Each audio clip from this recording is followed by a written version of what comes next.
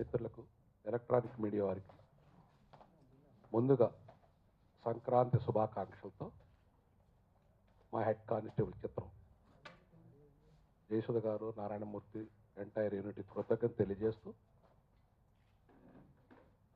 మహానుభావుడు రామోజీరావు గారి చేతుల మీదుగా ఓపెన్ చేసిన ఈ చిత్రం చాలా చక్కగా మేమందరం ఒక ఇంట్లో సకుటుంబ సపరివారంగా భోజనం చేసినంత ఆనందంగా చిత్ర షూటింగ్ పూర్తి చేసాం. ముఖ్యంగా నారాయణమూర్తి గారు, జయసుధ గారు very very very rare combination. వాళ్ళిద్దరూ కూడా ఎప్పుడు ఇంతకుముందు ఒక్క ఫ్రేమ్లో కూడా యాక్ట్ చేసి ఉండలేదు ఏ సినిమాలకు కూడా. ఈ చిత్రం కథని నారాయణమూర్తి గారు ఎటువంటి వాత్సల్యంతో, అభిమానంతో ఆయన నా చిత్రంలో చేయటానికి ఒప్పుకున్నారో నాకు తెలుసు. ఆయన ఎంత ఆప్యాయతతో ఒప్పుకున్నారు, గుండెల నిండా ప్రేమతో.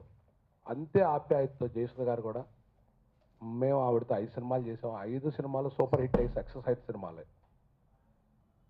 చాలా గ్యాప్ తర్వాత జయసుధ గారు మేము ఫంక్షన్లో ఎప్పుడు నాకు కలిసినప్పుడు ఒక రకమైన నాకు ఫీలింగ్ ఉండేది, అయ్యో మేము చాలా దూరం అయ్యాం సినిమా ఇండస్ట్రీకి, జయసుధ గారితో మళ్ళీ ఎప్పుడు సినిమాలు చేయాలని అనుకునేవాడిని మనసులో.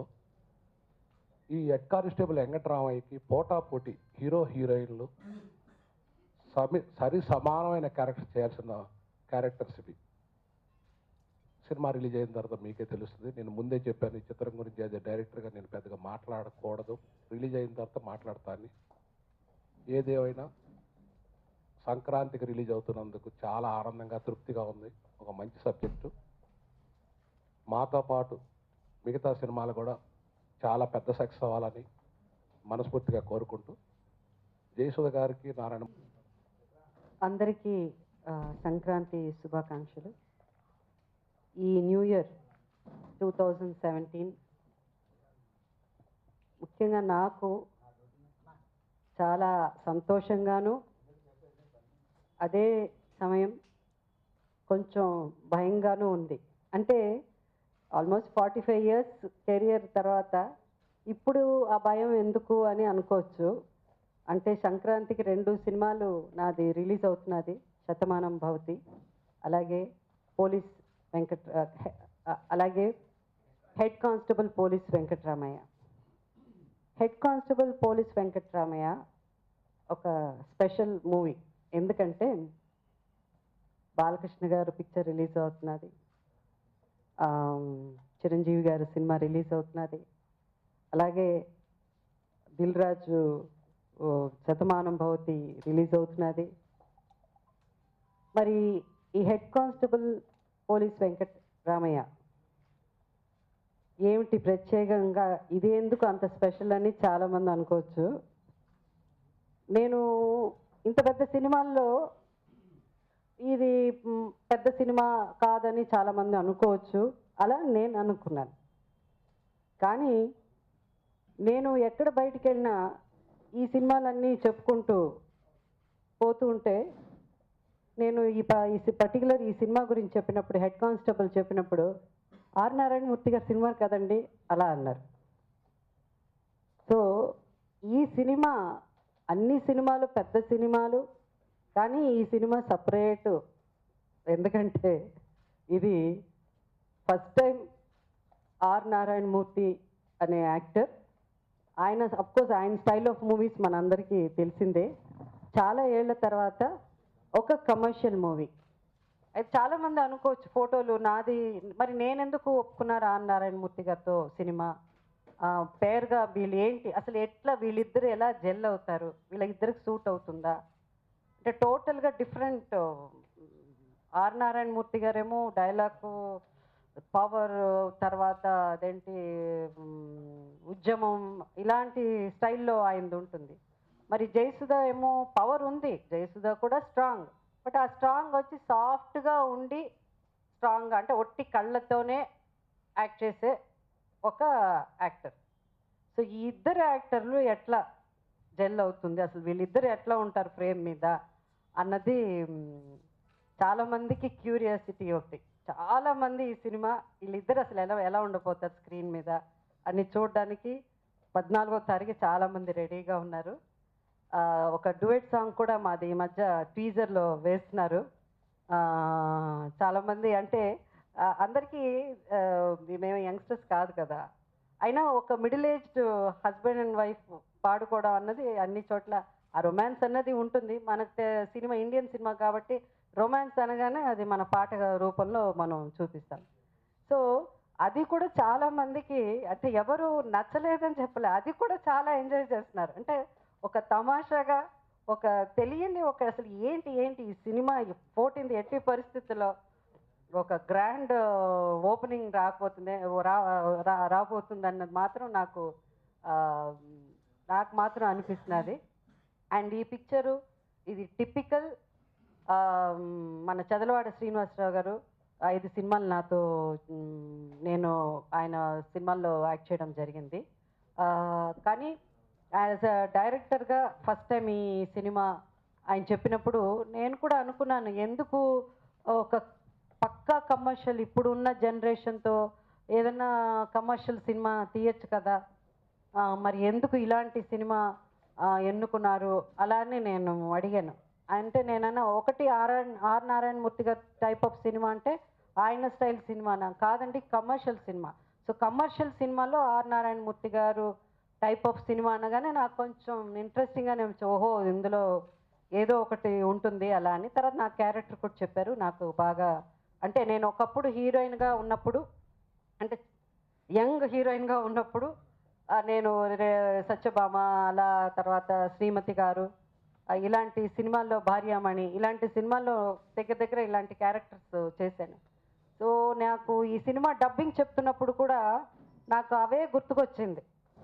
నేను తర్వాత ఆర్ నారాయణమూర్తి గారు కొన్ని చోట్ల చాలా డిఫరెంట్గా అంటే ఇంత ఒక ఫిజికల్గా ఎక్కువ మూమెంట్స్ ఉండి డైలాగ్స్ చాలా ఎక్కువ పవర్ఫుల్గా టపటపాన్ని చెప్పడం అలా చెప్పే ఒక యాక్టరు ఈ ఫ్యామిలీ సీన్స్ వచ్చినప్పుడు ఎలా చెప్తారు, ఆయన స్టైల్ మార్చలే. ఆయన స్టైల్ ఎందుకంటే ఆ నారాయణమూర్తి గారు అంటే ఆయన ఏ మాత్రం స్టైల్ మార్చినా జనానికి ఇష్టం ఉండదు. అది ఆర్ నారాయణమూర్తి గారు అంటే ఆర్ నారాయణమూర్తి సినిమా లాగే ఉండాలి. ఇది కూడా ఆర్ నారాయణమూర్తి గారి సినిమా లాంటిదే. బట్ దాంట్లో కూడా కొన్ని చోట్ల చాలా అంటే కొంచెం అలా సాఫ్ట్గా చాలా సబ్డ్యూడ్గా కొన్ని ఎక్స్ప్రెషన్స్ ఇచ్చారు. చాలా బాగా చేశారు ఆయన నిజంగా. Especially first half, second half of course చాలా పవర్ఫుల్. ఇద్దరు నువ్వా నేనా అని పోటీ వేసుకుని చేసే అంత సీన్స్ మాకు ఉన్నాయి. ఎందుకంటే అలా సీన్స్ పవర్ఫుల్గా ఉన్నప్పుడు ఆర్టిస్ట్ పర్ఫార్మెన్స్ కూడా యాడ్ అవుతుంది. సీన్ ఒకటి పెద్ద ప్లస్ పాయింట్గా ఉంటుంది. బట్ సాఫ్ట్గా ఇంట్లో సీన్స్ ఉన్నప్పుడు ఆ సీన్స్ వచ్చి అందంగా ఉండాలి. ఆ సీన్స్ అందంగా ఉండాలంటే ఆర్టిస్ట్ పర్ఫార్మెన్స్ చాలా జాగ్రత్తగా చేయాలి. సో అది చాలా డిఫికల్ట్. సో ఆ ఫస్ట్ హాఫ్ సీన్స్ కూడా మేము ఇద్దరం చాలా బాగా వచ్చింది. అలాగే శ్రీనివాసరావు గారు యాజ్ అ డైరెక్టర్ తనకేం కావాలో అదే, ఎక్కడ కాంప్రమైజ్ అవ్వకుండా మేము కూడా ఏదన్నా కొంచెం ఎక్స్ట్రా చెప్పినా కూడా ఫస్ట్ అలా అనేసి నెక్స్ట్ ఆయనకి ఏం కావాలో అదే చేయించుకున్నారు. సో సినిమా కూడా very simple and typical R Narayanamurthy గారి సినిమా ఇది. ఈ పోటీలో ఇంత పెద్ద పెద్ద వాళ్ళ మధ్య ఈ చక్కటి సేమ్ టైం ఒక స్ట్రాంగ్ మెసేజ్ అన్నది ఇంపార్టెంట్. ఆ మెసేజ్తో కూడిన సినిమా ఈ picture head constable police Venkataramayya. నేను అంటే అంటే చాలామంది చెప్తారు మీ వయసు ఇప్పుడు 45 అయితే నా వయసు కాదు, అది నా కెరియర్ వయసు. సో 45 సంవత్సరాలుగా ఈ ఇండస్ట్రీకి వచ్చి అంటే జనరల్గా హీరోలే ఎంత వయసు అయినా హీరోగా యాక్ట్ చేస్తూ ఉంటారు, హీరోయిన్కి అవకాశం ఉండదు. బట్ నాకు 58 ఏళ్ళు పూర్తయినా ఇప్పుడు ఒక సినిమాలో హీరోయిన్గా యాక్ట్ చేసే అవకాశం వచ్చింది. దానికి నేను నా దేవుడికి నా ధన్యవాదాలు తెలుపుకుంటున్నాను ఈ అవకాశం ఇచ్చినందుకు. ఎందుకంటే దేవుళ్ళు లేదే అంటే అది నా పర్సనల్ ఒపీనియన్ అనుకోండి. బట్ అందుకని భయపడిపోకండి, 58 ఏళ్ళు అంటే దీంట్లో కూడా మిడిల్ ఏజ్ హీరోయిన్గానే చేశాను, యంగ్ హీరోయిన్ కాదు. చక్కటి ఒక middle age couple R Narayanamurthy Jayasudha ఈ చక్కటి ఆర్టిస్టుల మీద ఈ కథ వీళ్ళు క్రియేట్ చేసి మంచి మెసేజ్తో ఉన్న సినిమా ఇది. ఎందుకంటే ఈ సినిమా నిజంగా మీరందరూ ప్రేక్షకులు ముందుగా డెఫినెట్గా సపోర్ట్ చేస్తారు. ఇలాంటి సినిమాలు కూడా సపోర్ట్ చేయాలి. అఫ్కోర్స్ ఆర్ నారాయణమూర్తి గారికి ఒక separate fans style of movie చూసేవాళ్ళు ఉన్నారు. అయినప్పటికి కూడా ఇది చాలా ఇంపార్టెంట్. ఎందుకంటే ఇప్పుడు పెద్ద పెద్ద సినిమాల మధ్య మన సినిమా వస్తున్నది. అన్ని సినిమాలు బాగా ఆడాలి, మా సినిమా కూడా పెద్ద హిట్ అవ్వాలని కోరుకుంటున్నాను. అంటే ఈ సోషల్ మీడియా అన్నది ఒక ఎల్లో జర్నలిజం ఎక్కువైపోయింది. కారణం ఏంటంటే డిమాండ్ 45 ఇయర్స్ ఇప్పుడు వచ్చేవాళ్ళు జర్నలిస్ట్ కూడా కొత్తగా వచ్చిన వాళ్ళు యంగ్స్టర్స్. నా కెరియర్ అంత వయసు కూడా లేదు వీళ్ళకి, రాసే వాళ్ళకి కెరియర్ అంత వయసు కూడా ఏం తెలుసని రాస్తారు వీళ్ళు. ఫస్ట్ ఆఫ్ ఆల్ సో అంత రిమండేషన్ నేను డిమాండ్ చేస్తే నేను అంత ట్రబుల్ చేస్తే 45 ఏళ్ళు ఇండస్ట్రీలో ఉండడానికి అవకాశమే లేదు. అండ్ ఫస్ట్ ఆఫ్ ఆల్ 5 సినిమాలు వాళ్ళు తీశారు నాకు. 5 సినిమాలు తీసినప్పుడు ఇది ఏంటంటే పబ్లిసిటీ కోసం ఒక నెగటివ్ అది. కానీ జయసుధ మీద ఎవరు నెగటివ్ రాసినా వాళ్ళకే పాపం, కానీ జయసుధకు పాపమే కాదు. ఎందుకంటే అది ఏది నిజం కాదు, రాసిన వాళ్ళదే ఇది అవుతుంది. ఎందుకంటే ఎక్కడ నేను డిమాండ్ చేయడు, ఏదన్నా డిమాండ్ నేను చాలా చాలా చాలా స్ట్రిక్ట్గా ఉంటాను. చాలా నా సినిమా సైన్ చేసేటప్పుడే ఇలా ఉంటేనే సినిమా చేస్తాను. మరి శతమానం భవతి సినిమా ఓపెనింగ్ మన ఆడియో ఫంక్షన్ అప్పుడు డైరెక్టర్ ఏం చెప్పాడు మీరు విన్నారా? ఆడియో ఫంక్షన్లో జయసుధ గారు అసలు అవుట్డోర్కి రానన్నారు అని అన్నాడు ఆయన డైరెక్టర్. ఆ సినిమా చేయను అన్నాను నేను శతమానం భవతి, ఎందుకంటే అది అవుట్డోర్లో ఉంది. అవుట్డోర్ సినిమాలు నేను చేయను, నేను వెళ్ళను నేను. సో కానీ వాళ్ళు నన్ను కన్విన్స్ చేశారు. నాకు ఫస్ట్ ప్రయారిటీ అప్పుడు నాతో కూడా 5 సినిమాలు చేసిన దిల్ రాజు గారు ప్లస్ క్యారెక్టర్ నచ్చింది కాబట్టి అది. అంటే ఇది ఎగ్జాంపుల్ ఎందుకు చెప్తున్నానంటే ఏదో ఒకటి రాసుకుంటూ పోతూ మరి వాళ్ళ సినిమా తీయలేదా, నెక్స్ట్ తర్వాత కూడా దిల్ రాజు గారి సినిమాలు అనేది చేస్తాను. నెక్స్ట్ సినిమా కూడా నేను చేయబోతున్నాను. సో ఇవన్నీ రికమెండేషన్ డిమాండ్ చేస్తున్నారు, ఇదే లేదు. తెలుగు సినిమా ఈ జనరేషన్ అంటే ఈ శతాబ్దం ఎంతో, జయసుధ వయసు ఎంతో, తెలుగు సినిమాలో ఈ శతాబ్దం వయసు అంతా. ఎవరో సోషల్ మీడియాలో వచ్చేసి జయసుధ ఇట్లా అసలు నా పేరు చెప్పడానికి కూడా రాంగ్ ఇది రాయడానికి కూడా వాళ్ళు ఒక 2 నిమిషాలు ఆలోచించారు. ఎందుకంటే నాకు ఆ తెలుగు ఇండస్ట్రీలో ఉండే గౌరవం అంత గౌరవం ఉంది. అలాంటి వాళ్ళు నేను డిమాండ్ చేశాను. ఆమె ఇట్టంట అట్టంట అంటే నవ్వుకుంటూ పోతాం అంతే తప్ప వాళ్ళ నెక్స్ట్ ఆ సైట్ ఈ సంక్రాంతి ఈ సినిమా తప్పకుండా సక్సెస్ అవుతుందన్న నమ్మకం ఉంది. అఫ్కోర్స్ డిఫరెంట్ సినిమాలు వ్యూవర్స్ అంతా సినిమా ప్రేక్షకులు డెఫినెట్గా డిఫరెంట్ సినిమాలని మీరు ఎప్పుడు ఎంకరేజ్ చేస్తారు. సో తప్పకుండా మా పిక్చర్ని కూడా ఎంకరేజ్ చేసి ఎందుకంటే మా సక్సెసే మీరు ఎంకరేజ్ చేసినట్టు మాకు సైన్ అనమాట.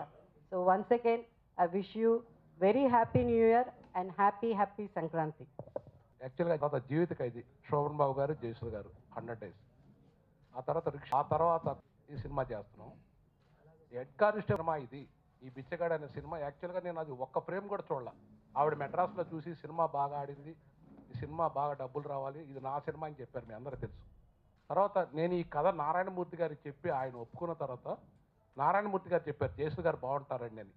నాకు ఎందుకంటే ఆవిడని నేను అడగాలంటే నాకు ఏదో ఒక మా ఇంట్లో మా ఫ్యామిలీ నెంబర్ని అడిగినట్టుగానే ఉంటుంది. ఇప్పుడు ఈ ప్రెస్ మీట్లో కూర్చున్నా ఆవిడ హీరోయిన్గా, నేను డైరెక్టర్ ప్రొడ్యూసర్స్గా మాకు ఎప్పుడు అనిపించదు. ఆవిడ నిజంగా డబ్బు కావాలంటే మా ఆస్తి మొత్తం మేము ఆవిడకి ఇస్తాం, అంత ప్రేమ ఆవిడంటే మాకు. కానీ ఇట్లాంటి మంచి వీలైనంత వరకు మంచి రాసి మా ఇద్దరిని అడిగే ఉంటే రాస్తే మీ అందరికీ బాగుంటుంది. ఏదేమైనా జయసుధ గారికి మాకు ఇప్పటికీ ఎప్పటికీ ఇంకెప్పటికి కూడా మా సంబంధం మొదట ఎట్లా ఉందో రోజు రోజుకి పెరుగుద్ది. Thank you. సో ఆ రాసే వాళ్ళకి కూడా సిగ్గు ఉండాలి. ఇంతకుముందు మనం ఈ మంచి మార్నింగ్ ఇలా హ్యాపీగా ఇంటర్వ్యూతో గడిచింది. ఒక్కటి నేను మీడియా వారిని కోరుకునేది ఏంటంటే ఇది ప్రమోషన్, ఒక మంచి సినిమా గురించి ప్రమోషన్ కోసం వచ్చాము. మీరు రాసుకునేవారు ఈ ప్రమోషన్ అంతా ఒక పక్కన ఉంచేసి జయసుధ గారును డైరెక్టర్ గారు ఇట్లా కమెంట్స్ మాట్లాడారు అని దీన్ని పెద్ద హైలైట్ చేసి దయచేసి రాయకండి. ఇది అన్నిటికంటే నీచమైన పని. ఇది ఎవరిని అమ్ముకుంటారో ఆ లెవెల్కి నేను మాట్లాడాల్సి వస్తుంది. ఎందుకంటే దాన్నే హైలైట్ చేసి సినిమా ప్రమోషన్ని మర్చిపోతారు, దాన్ని హైలైట్ చేసి రాస్తారు. దయచేసి చేయకండి ప్లీజ్. అది నా పర్సనల్ రిక్వెస్ట్. చేతులెత్తి దండం పెడుతున్నాను మీకు. దయచేసి నీచాన్ని, ఎల్లో జర్నలిజంని, సోషల్ మీడియాలో ఎంకరేజ్ చేయకండి ప్లీజ్. ఇప్పుడు ఉన్న టీజర్ రిలీజ్ అయిన తర్వాత కానివ్వండి, నారాయణమూర్తి గారు రిక్వెస్ట్ చేసింది కానివ్వండి, జయసుధ నారాయణమూర్తి గారి కాంబినేషన్ కానివ్వండి, మేము అనుకున్న దానికన్నా బాగా సడన్గా 2 రోజుల నుంచి బాగా ఎక్కువ థియేటర్స్ పడటానికి అవకాశం కనపడుతుంది బాబు. యాజ్ ఏ ప్రొడ్యూసర్గా మేము హ్యాపీ, మంచి థియేటర్స్ దొరుకుతాయని బాగుంటుంది.